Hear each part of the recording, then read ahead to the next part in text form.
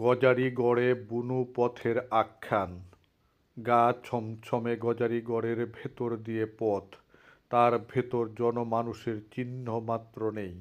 খুব বেশি পথ নয় যদিও, অনুমান 3 কিলোমিটারের মতো পথ হবে হয়তো।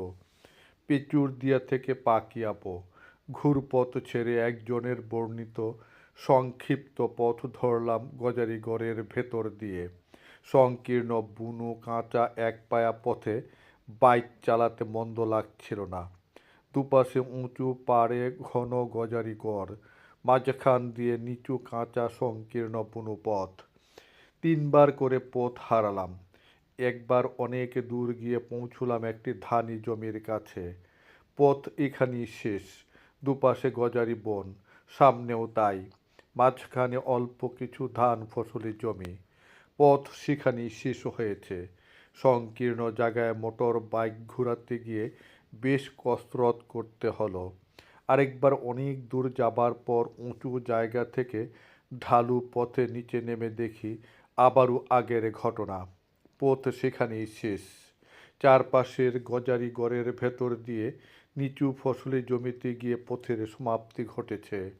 এই পথটুকু পেরোতে গিয়ে বৃষ্টির পানি নেমে গর্ত এবড়ো থেবড়ো হয়ে থাকা লাল মাটির শক্ত পথ পেরোতে হলো। সে পথ দিয়ে নামতে গিয়েই বেশ কষ্ট হয়েছে। সেটি দিয়ে আবার উঠতে হবে ভেবে ভয় ধরল মনে। যা হোক, অনেক কায়দা করে উপরে উঠে এলাম। এবার অন্য পথ ধরলাম আমরা।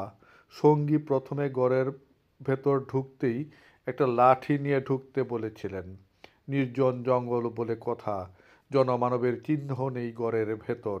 হিংস্র বুনো প্রাণীদের তৎপরতা এখানে কম নয়।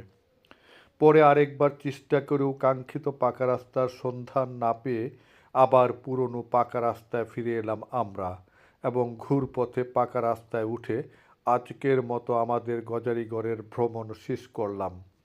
এই গজারিগড় একসময় সাপদসংকুল ছিল। রাত নামলেই চিতাবাঘের রক্ত হিম করা আওয়াজে শোনা যেত। গোয়ালের গরু মোষ আতঙ্কে ছিটকে থাকত। সে গজারিগড় আর নেই। চিতেরাও নিকেশ বহু বছর আগেই। তবু সেসব ঘটনার সাক্ষ্য নিয়ে জীবিত আছেন এখনও কোনো কোনো বয়োজ্যেষ্ঠ জন।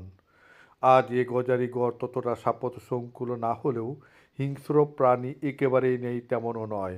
তাই তো মাঝে মধ্যেই গরু ছাগলের উপর হামলা হয় এখানে। নিখোঁজ হয় সেসব তাদের কবলে পড়ে। সেটি হয়তোবা বাগডাসা, মেছুবাঘ অথবা হিংস্র শিয়াল। মানুষের উপরেও কখনো কখনো হামলা করে থাকে তারা।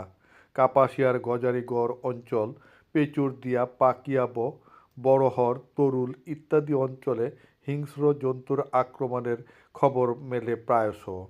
তবু এসব গড়ের ভেতর ও তার আশেপাশে বাড়িঘর বেঁধে মানুষের বসবাস। বনের আশেপাশে চমৎকার সুন্দর মাটির ঘর। তবে তাদের গরু ছাগলদের দেখে রাখতে হয় বন্য প্রাণীদের হাত থেকে। হাঁস মুরগি কবুতর খোয়া যেতে শোনা যায় বন বেড়াল লেঞ্জাদের হানায়।